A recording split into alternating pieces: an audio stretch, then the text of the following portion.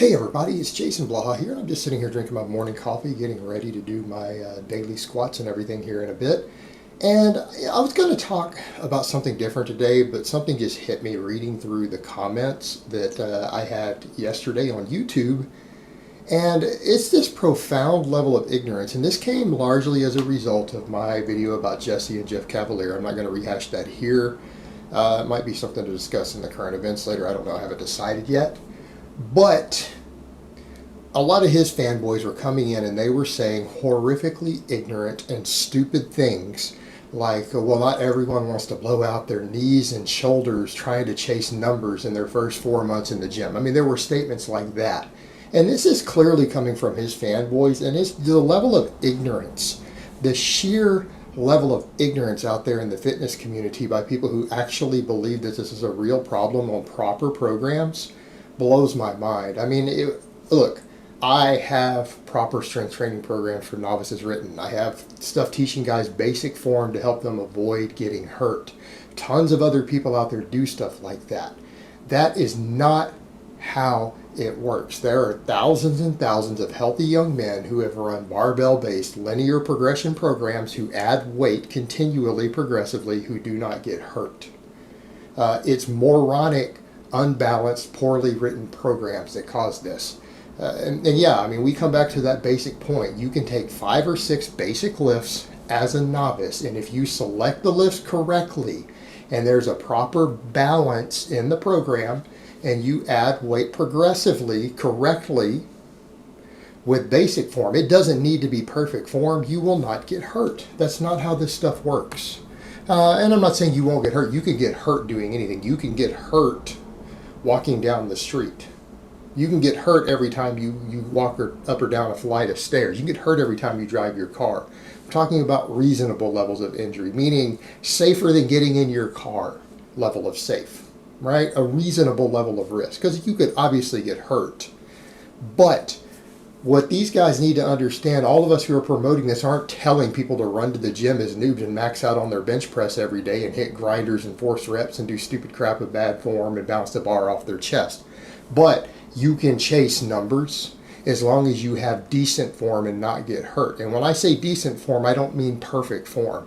Perfect form is not required to avoid injuries. Just remotely decent form.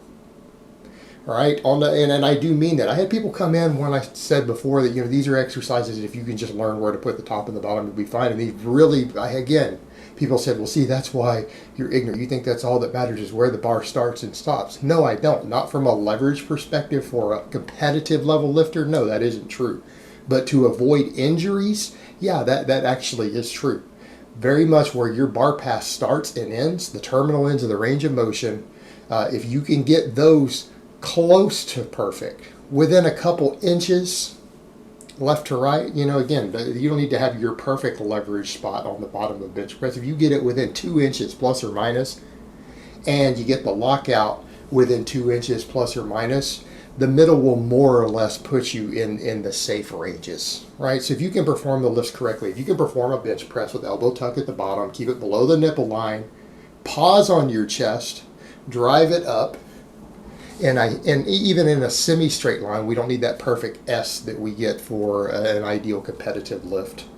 You're probably not going to get hurt, right? If you load progressively and you don't push too hard. In other words, if you follow the progression written in all the programs, that's what people need to understand. All of us who put out programs, we tell you how much weight to add and when to take it off based upon different things in the program. These are written in the programs. Any program that doesn't include a progression pattern is not a program, it's a list of exercises. All programs tell you how to progress. They tell you how much weight to add, when to reduce it, when to change rep ranges. That should be part of a program. That's what we're talking about. That's progression. Anything else is just a collection of exercises. But the point is, if you can perform the exercises with basic technique, it doesn't need to be good or great technique, just decent technique, and you load progressively following any sort of proven linear progression pattern, it's safe. And again, it comes down to exercise selection. exercise selection. I mean, a lot of these people saying this act like isolation movements never hurt anybody or machine lifts never hurt anybody. Sure they do, all the time. People get hurt on these things all the time. Big, heavy barbell lifts are the only thing novices need to be doing for the most part.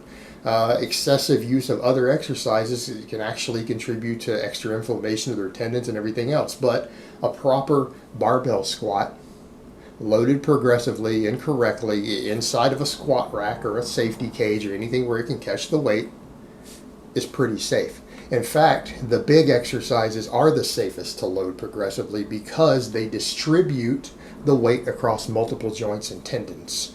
Therefore, if something goes wrong, it actually has a lower chance of you getting hurt.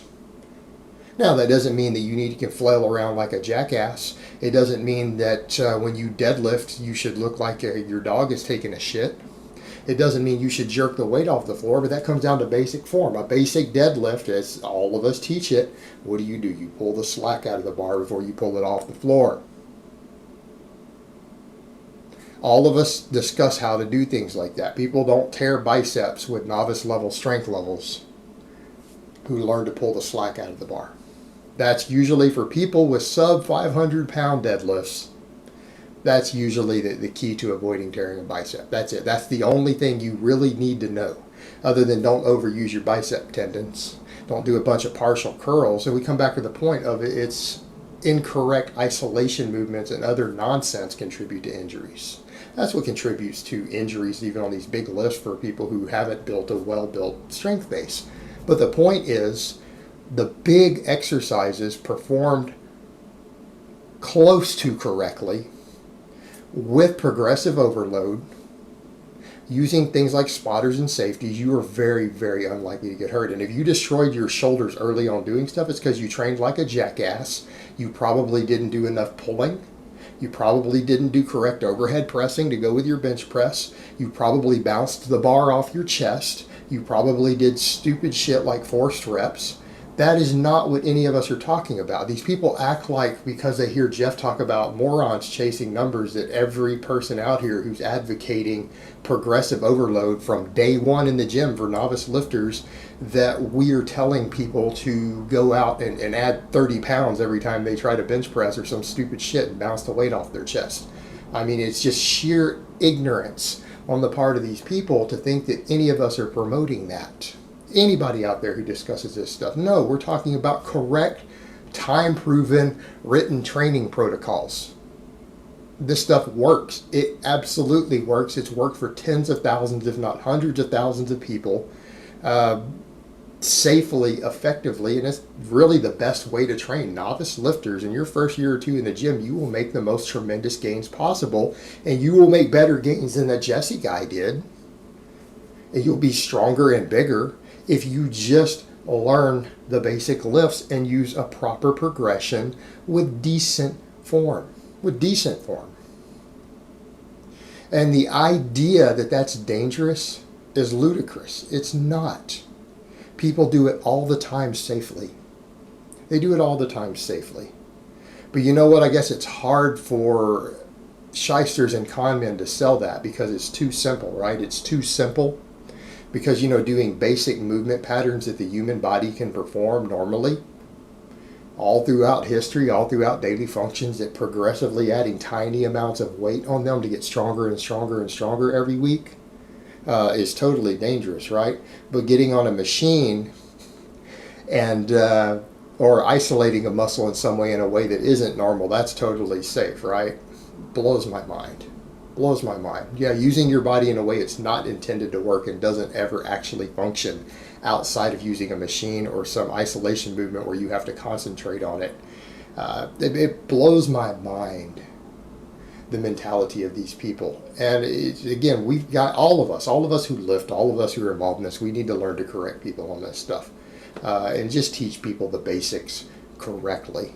Because they work. They're their basics for a reason. And again, we have this whole movement coming back the other direction of people being anti-basics, anti-conventional training. They pretend as if it hasn't worked for decades in producing results in people under the guidance of coaches. All right, guys, but that's really all I have to say on that today. I hope it's been informative. and I will talk to you guys next time.